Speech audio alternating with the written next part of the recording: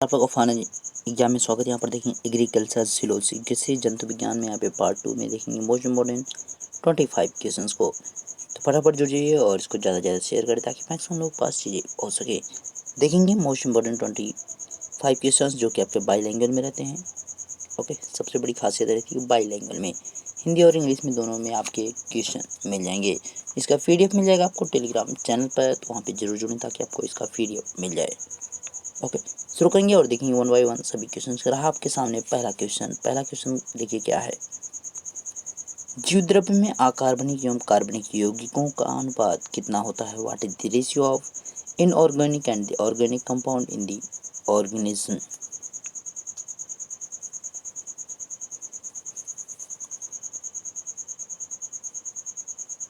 इसके अगर right answer की अगर बात की जाए, जीव द्रव्य जो होते हैं, what is the ratio of the organic and the inorganic and organic compounds in the organism, तो इसमें जो है अगर राइट आंसर की बात की जाए तो क्या हो जाएगा? First option is the right option.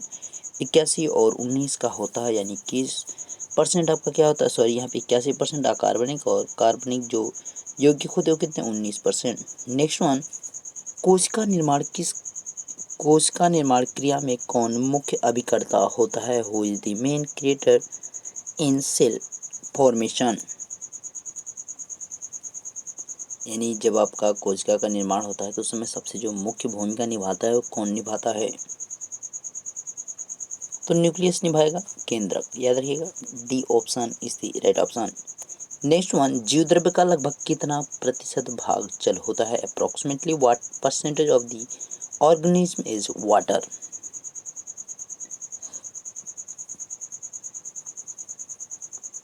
Right answer is the 80%। 80% जो आपका जीव द्रव्य होता है, यानी आपका ऑर्गेनिज्म जो होता है उसमें क्या होता है?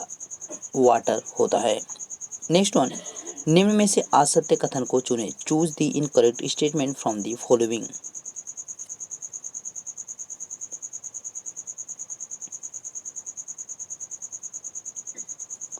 कोशिका भित्ति सेलुलोज की बनी होती है, एकदम सही है आपका। यहाँ पे असत्य आपको चुनना है। प्रत्येक कोशिका एक स्वाधीन इकाई है, ये भी सही है। प्रत्येक जीव की उत्पत्ति एक कोशिका से होती है, यस।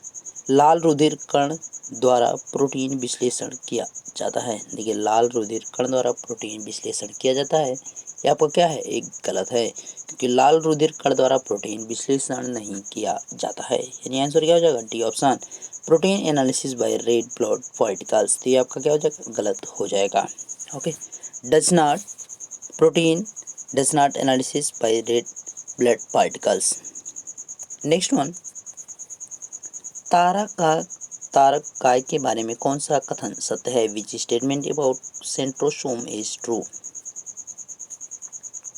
तो सेंट्रोसोम की यहाँ पे बात की जा रही है कि सेंट्रोसोम के बारे में कौन सा कथन यहाँ पे सही है। पहला दिया किसकी खोज बोबेरी ने की थी? It was discovered by Boveri. ये तो आपका एकदम सत्य है, क्योंकि बोबेरी के द्वारा ही इसकी खोज की गई थी। एंड नेक्स्ट वन, यह केवल पौधों में पाया जाता है, गलत। यह केवल जंतुओं में पाया जाता है, यानी ये भी गलत आपका है। यह एक अर्ध परागरम झिल्ली है, ये भी आपका गलत है। उपर्युक्त सभी ये भी गलत है, यानी आपका कौन सा answer? First option is the right option. Next one, eukaryotic कोशिका में DNA व किस प्रोटीन के संयुक्त होने से क्रोमैटिन होती है? In eukaryotic cell which this protein is combined with DNA and the chromatin. तो यहाँ पे जो DNA और कौन सी प्रोटीन है जिसके संयुक्त होने से क्रोमैटिन का निर्माण होता है? तो इसके राइट आंसर की अगर बात करें तो क्या हो जाएगा?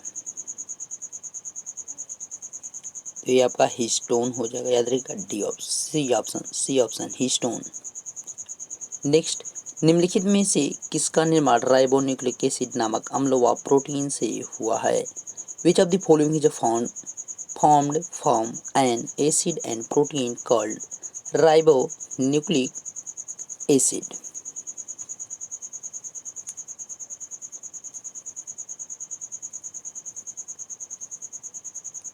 तो 7 के राइट आंसर की अगर बात की जाएगी तो क्या हो जाएगा? तो इसको राइबोसोम कहा जाएगा, ध्यान रखिएगा, राइबोसोम। प्रोटीन की फैक्ट्री किसे कहा जाता है? What is the protein factory called?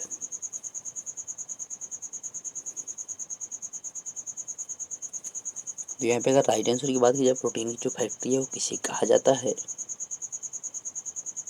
तो किसे कहा जाता है, राइबोसोम को ही कहा जाता है। याद रखिए क्योंकि राइबोसोम में ही प्रोटीन का निर्माण होता है।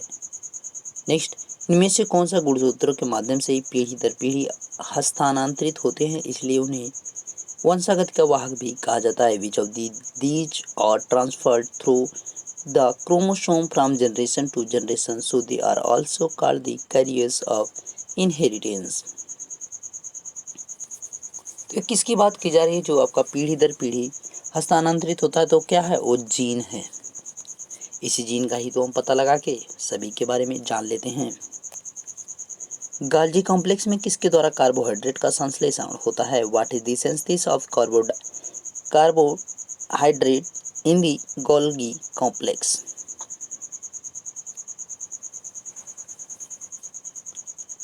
यहाँ पे जो 10 है उसके राइट आंसर की अगर बात की जाएगी तो क्या हो जाएगा, शर्करा। याद रखिएगा गाल्जी कॉम्प्लेक्स में शर्करा द्वारा कार्बोहाइड्रेट का संश्लेषण होता है, याद रखिएगा, डी ऑप्शन। नेक्स्ट वन, टमाटर में लाइकोपेन किस प्रकार के लवक का उदाहरण है। Lycopene is an example of which type of the fungus in tomato. तो याद रखना लाइकोपेन जो होता है वो टमाटर में जो लाल रंग होता है उसकी बात यहाँ पे की जा रही है। तो क्या होता है, वर्ण लवक होता है, अवर्णी लवक, ए और बी दोनों सही, इनमें से कोई नहीं। तो यहाँ पे राइट आंसर क्या हो जाएगा, ए हो जाएगा। आपका जो टमाटर में लाइकोपेन होता है ये आपका क्या हो जाएगा, यहाँ पे इसको ध्यान रखना है कि वर्णी लवक हो जाएगा। अच्छा एक चीज़ थोड़ा सा यहाँ पे इसकी इंग्लिश नहीं लिखी गई तो आप लोग इसका ध्यान दीजिएगा, यहाँ पे इसकी इंग्लिश नहीं लिखी गई दोनों की, तो उसको ध्यान दीजिएगा। एडेनिन व थाइमिन के बीच कितने हाइड्रोजन आबंध होते हैं। How many hydrogen bond are there between adenine and thymine.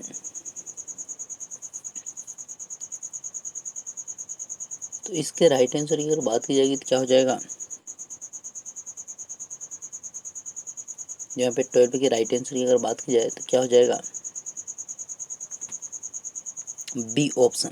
याद रखिए एडेनिन व थाइमिन के बीच कितने हाइड्रोजन आबंध होते हैं, कितने होते हैं, 2 होते हैं, याद रखिएगा। और ये आपका जो डीएनए में पाया जाता है, ध्यान रखिएगा डीएनए में आपके जो है 4 प्रकार के जो है यहाँ पे हैं, तो एडेनिन है, थाइमिन है और तीसरा जो है साइटोसिन है और चौथा जो है क्या है, गुआनिन। तो ये पेयर में होता है, जैसे एडेनिन व थाइमिन अपना पेयर है तो उसी प्रकार से साइटोसिन और गुआनिन का ये पेयर होता है। तो इनके पास जो आपका बनता है हाइड्रोजन बंधन कितना बनता है, वो 3 का बनता है। ध्यान रखना है आपको किसके किसके बंध में, तो वो भी आपको याद रखना है। निम्नलिखित में से आरएनए में क्या अनुपस्थित होता है जबकि डीएनए में उपस्थित होता है। Which of the following is absent in RNA while presence in the DNA. तो यहाँ पे ही कौन ऐसा है जो आपका क्या होता है कि आरएनए में अनुपस्थित होता है यानी नहीं होता है, जबकि डीएनए में क्या होता है, होता है। तो यहाँ पे अगर बात की जाए, देखिए अनुपस्थित बोला है तो आरएनए में अनुपस्थित इनमें से क्या नहीं है। देखिए इसमें जो राइट आंसर की अगर बात की जाएगी तो इसमें थाइमिन हो जाएगा। देखिए थाइमिन आपका किसमें पाया जाता है, डीएनए में पाया जाता है। देखिए एडेनिन और थाइमिन एक साथ, साइटोसिन और ग्वानिन एक साथ, तो यहाँ पे कौन है, ग्वानिन। यहाँ पे आपका मिसिंग चल रहा था, बट ये जो है डीएनए में थाइमिन होता है लेकिन आरएनए में थाइमिन नहीं होता है। थाइमिन की जगह पे क्या हो जाता है, यूरेसिल हो जाता है। ध्यान रखिएगा आंसर इसका थर्ड वाला है, ये तो आपको बताने के लिए किया गया था, लेकिन यहाँ पे आंसर क्या हो जाएगा, यूरेसिल हो जाएगा। नेक्स्ट वन, निम्नलिखित में से किसे बनाने की अंतिम क्रिया को ट्रांसलेशन कहते हैं। विच of the following is the final process of making is transactions. Translocation है भाई, ध्यान रखिएगा। तो 14 के राइट आंसर की अगर बात की जाए तो 14 का राइट आंसर क्या हो जाएगा, 14 का राइट आंसर क्या हो जाएगा। तो यहाँ पे किसी बनाने की अंतिम क्रिया ट्रांसलेशन कहते हैं, तो प्रोटीन को यहाँ पे जो है बनाने की जो अंतिम क्रिया होती है उसको हम ट्रांसलेशन कहते हैं। नेक्स्ट वन, समसूत्री विभाजन की सबसे छोटी अवस्था होती है। Which is the shortest stage of the mitosis. यहाँ पे राइट आंसर की अगर बात की जाए तो क्या हो जाएगा, एनाफेज यानी पश्चात अवस्था। नेक्स्ट वन, सर्वप्रथम प्रकाश संश्लेषी जीव था। What is the first photosynthetic organism.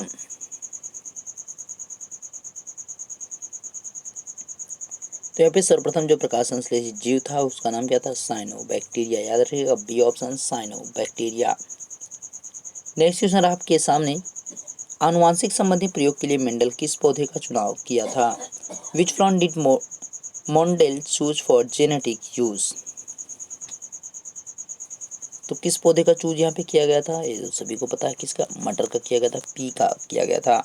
Next one, जब दो जोड़ी विपरीत लक्षणों वाले पौधों के बीच संकरण कराया जाता है तो दोनों लक्षणों का पृथक्करण स्वतंत्र रूप से होता है, यह किस नियम के से संबंधित है? When two crosses are hybridized between plants with the opposite traits, the separation of the two traits occurs independently to what law in the related। यानी कौन सा इसमें जो नियम है वो आपका इससे संबंधित है? तो 18 के राइट आंसर की अगर बात की जाएगी तो क्या हो जाएगा? तो अब 18 के राइट आंसर की अगर बात की जाए तो क्या हो जाएगा? तो स्वतंत्र अपव्यूहन का नियम है, याद रखिएगा first option is the law of independent assortment. Next one, घोड़ा में गुणसूत्रों की संख्या है। What is the number of chromosome in the horse. घोड़े की यहाँ पे आपको बताना है कि घोड़े में जो है कितना होता है गुणसूत्र। तो कितना हो जाएगा यहाँ पे? 64 हो जाएगा, याद रखिएगा 64। नेक्स्ट वन, जीन के कार्य की इकाई क्या है? जीन के कार्य की इकाई क्या है? What is the unit of function of a gene. तो 20 के राइट आंसर की अगर बात की जाएगी तो क्या हो जाएगा? सिस्टोन हो जाएगा, याद रखिएगा B option is the right option. Next one, निम्न में से किसकी सहायता से डीएनए का संश्लेषण होता है? With the help of which of the following DNA is synthesized. 21 के राइट आंसर की अगर बात की जाएगी तो क्या हो जाएगा? यहाँ पे एंजाइम हो जाएगा, याद रखिएगा। पिछला में देखिए इसमें कह रहा है जीन के कार्य की इकाई, तो क्या है? सिस्टोन। जबकि आपका कहे कि किसी के साथ डीएनए का संश्लेषण होता है तो आपका जवाब क्या रहेगा? एंजाइम रहेगा। ओके, नेक्स्ट देखिए, जीन की उत्परिवर्तन की इकाई। तो यहाँ पे जीन की उत्परिवर्तन की इकाई पूछ रहा है। What is the unit of the mutation of gene. Gene की उत्परिवर्तन की जो इकाई है वो किसे कहा जाता है? तो म्यूटॉन को कहा जाता है, याद रखिएगा बी ऑप्शन। नेक्स्ट, जीन की पुनः संयोजन की इकाई किसे कहा गया है? What is the unit of gene recommendation called. 23 है, 23 के राइट आंसर की अगर बात की जाए तो क्या हो जाएगा? रेकॉन हो जाएगा, यानी first option is the right option. Next one, निम्न में से कौन सा पॉलीन्यूक्लियोटाइड है? तो यहाँ पे राइट आंसर की अगर बात की जाए तो 24 की राइट आंसर की बात की जाएगी तो क्या हो जाएगा? डीएनए। याद रखिएगा कौन सा पॉलीन्यूक्लियोटाइड है? तो कौन है? डीएनए है। नेक्स्ट वन, पत्तियों का रंग पीला किसके निर्माण होने के कारण होता है? The colour of the leaves is yellow due to the formation of.